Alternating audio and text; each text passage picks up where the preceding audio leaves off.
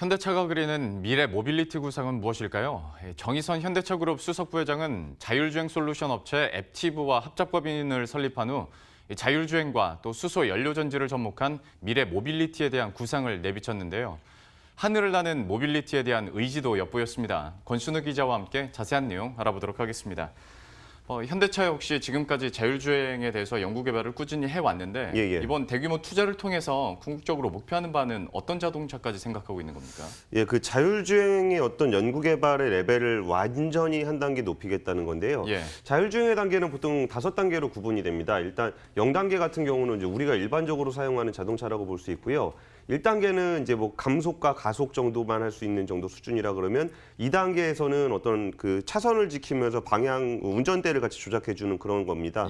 3단계 같은 경우는 이제 정해진 구간을 자율주행을 하는데 사람이 좀 개입해야 되는 단계입니다. 그리고 이제 4단계 이상으로 넘어가게 되면은 사람이 개입을 하긴 하지만 특정 모드를 정해놓으면 자율주행 모드로 정해놓으면 전체를 제어하는 정도 수준이고 5단계로 가면 이제 사람이 차에서 그냥 자도 알아서 가는 그런 완전 자율주행이라고 할 수 있습니다. 이게 그 한 4단계 이상으로 가게 되면은 인공지능을 통한 딥러닝 기술이라든지 아니면 통신을 통한 5G 통신을 통한 V2X 기술이라든지 이런 것들이 많이 좀 접목이 돼야 됩니다. 현대차는 그 3단계까지는 어떤 자동차 공학이나 아니면 국내 기술로 할 수 있다라고 본 건데 4단계 이상은 정말 이제 글로벌 그 ICT 업체들과 협업이 필요하다고 느낀 것으로 보입니다. 그럼 이번에 파트너가 된 그 앱티브라는 회사는 어떤 회사입니까? 이게 그 GM의 자회사로 출발을 했는데요. 그중에 이제 그 내연기관 부분들은 다 분사를 해내고 자율주행 부분만 독립해서 만든 회사가 앱티브입니다. 이게 그 글로벌 자율주행차 경쟁력을 따지면은 1위는 구글의 웨이모, 2위는 GM의 크루즈, 3위는 이제 앱티브입니다. 그 3위, 그러니까 탑 티어 그룹에 어떤 속해 있는 기업으로 볼 수 있고요. 지난해 매출액은 한 16조 원 정도 수준이고 시가총액은 27조 원입니다. 참고로 현대차의 시가총액이 33조 원이니까 그 자율주행을 하는 회사치고 굉장히 좀 사이즈가 크다는 걸 알 수 있고요. 그리고 이번에 그 앱티브 같은 경우는 현대차와 앱티브가 한 40억 달러를 투자를 해서 합작회사를 만들기로 했는데 사실상 회사를 만드는 데 들어가는 현금은 대부분 그러니까 모두 현대차 그룹이 내기로 했습니다.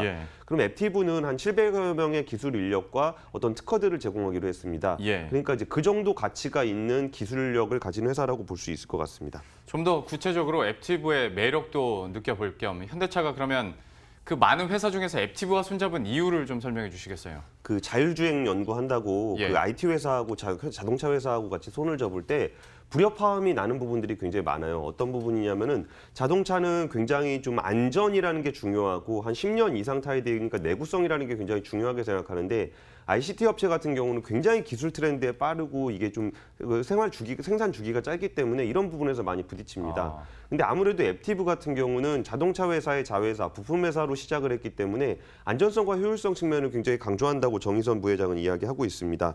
현대차는 2022년 시범 운행을 하고 2024년부터는 이제 양산이 가능할 거라고 본다는 건데요. 이게 단순히 시험용 차가 아니라 정말 그 자동차로서의 가치를 가질 수 있는 가격까지 맞출 수 있는 양산차를 만들겠다는 겁니다. 그래서 앱티브는 자동차 회사 출신으로 어떤 호흡이 잘 맞는다고 볼 수 있고요.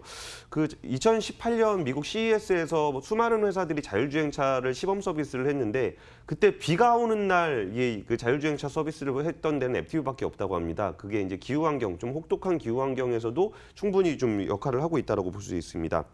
또 하나는 이게 글로벌 합종 연행이 이루어지고 있는 시점에 앱티브는 특별히 다른 완성차 회사하고 좀 공고하게 관계를 맺은 게 별로 없습니다.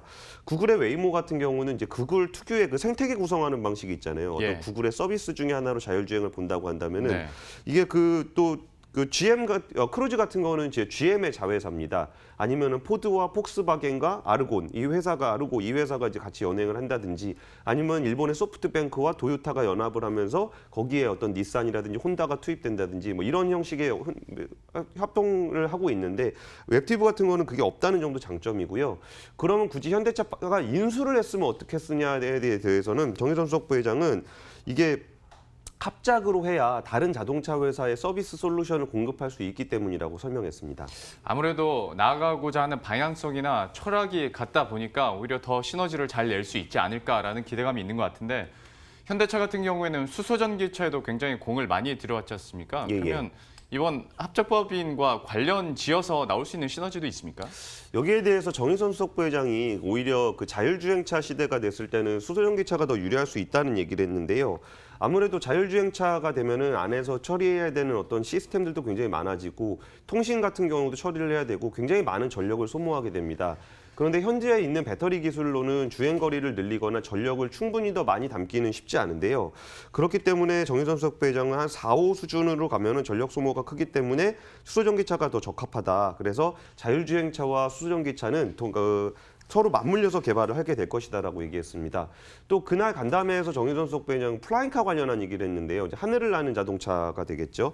플라잉카 같은 경우에는 이제 오히려 자율주행차보다 더 먼저 될 수 있다라는 얘기를 했는데 그 이유가 자동차는 시내에서 돌아다녀야 되기 때문에 그 신경 써야 될 게 굉장히 많은데 비행기는 이제 하늘로 돌아다니기 때문에 오히려 자율주행이 좀 용이할 수 있다는 겁니다. 그런데 이제 그 자율주행 비행기의 동력을 바꾸는데 제일 중요한 부분 중에 하나가 그 배터리를 가지고는 한 30분 정도밖에 못 날아간다는 겁니다. 예. 그렇다고 이제 그거를 뭐 이제 화석 연료를 쓰게 되면은 어떤 엔진 소음의 문제라든지 환경 문제가 있습니다. 그래서 이제 동력 부분을 어떻게 해결하느냐가 굉장히 그 이제 드론이라든지 비행체에 대한 그 굉장히 큰 관건인데 이 부분에서 현대차가 가지고 있는 수소 연료전지 기술을 플라잉카에 적용을 할 경우에 굉장히 좀 유용할 수 있는 대안이 될 수 있다라는 평가가 나오고 있습니다.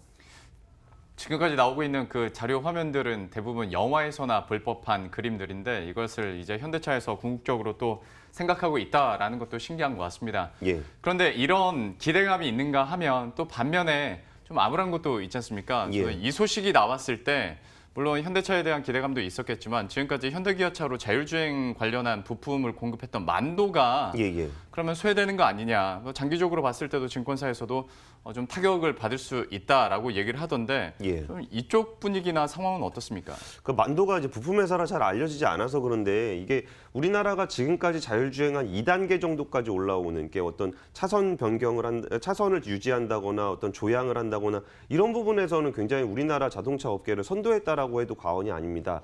그런데 이제 자율주행 파트너로서 해외에 있는 업체와 합작 회사를 한다 그러니까 그날 당일 만도의 주가가 7% 넘게 급락하는 모습을 보였습니다. 예. 하지만 이 부분에 대해서 정의선 수석 부회장은 이제 국내에서 한 3단계까지 진행이 되는 거는 여기서 계속 하게 될 거다. 그리고 4, 5단계만 그 외부에서 하게 될 거라는 얘기를 했고 또 여기에 어떤 지적재산권 같은 거를 공유하게 되기 때문에 국내에 있는 자율주행 기술도 한층 업그레이드 될 수 있는 기회가 될 것이라고 얘기했습니다. 그 완전 자율주행차로 가게 되는 게 하루아침에 갈 수 있는 것도 아니고 설사 완전 주행차가 가게 되더라도 이게 뭐 시스템 솔루션은 그 외부에서 하더라도 어떤 자동차가 기본적으로 갖춰야 되는 브레이크라든지 아니면 조향이라든지 이런 부분들은 여전히 있는 거거든요. 그래서 이게 정말 그냥 우리 시장 안에서 우리만의 기술을 가지고 하는 것보다 글로벌한 경쟁력을 가지고 자율주행차가 이제 우리나라가 이제 자율주행 경쟁력을 확보하게 된다면은 그 어떤 생태계 안에서 거기서 자동차 부품, 자율주행 부품을 만드는 회사들의 시장이 오히려 커질 것이라는 분석도 나오고 있습니다. 예. 지금까지 권순우 기자와 함께했습니다. 잘 들었습니다. 감사합니다.